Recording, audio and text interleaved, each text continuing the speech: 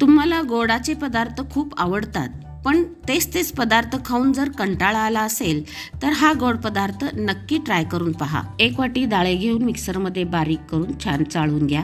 त्याच वाटीने साखर घेऊन आपण त्याचे पाक करून घेऊयात। या पाकामध्ये आपण थोडंसं ऑरेंज कलर मिक्स केलेला आहे। या पाकाचे आपण एक तरी पाक तयार करून घेऊयात। पाक तयार झाल्यानंतर त्याच्यामध्ये आपण थोडंसं तूप घालूया। वेलची पूड मिक्स करा आणि हळूहळू हे डाळीचं पीठ त्यात मिक्स करून घेऊयात। आणि छान पीठ घट्ट झाल्यानंतर त्यामध्ये पुन्हा आपण थोडंसं तूप मिक्स करून घेऊयात। चमच्यातून या पद्धतीने सुटू लागले की आपण गॅस बंद करून घेऊन तूप लावलेल्या ताटामध्ये ओतून घेऊयात। सर्व बाजूने समान पसरवून घेतल्यानंतर त्यावरून खसखस खोबऱ्याचे कीस आपण पसरून घेऊयात। हलक्या हाताने ते दाबून घ्या। त्यानंतर गरम असतानाच त्याचे छान आकाराचे वड्या कर्नाटकी स्पेशल पदार्थ करदंट तयार आहे। खाऊन फस्त करा आणि चॅनलला सबस्क्राईब करा।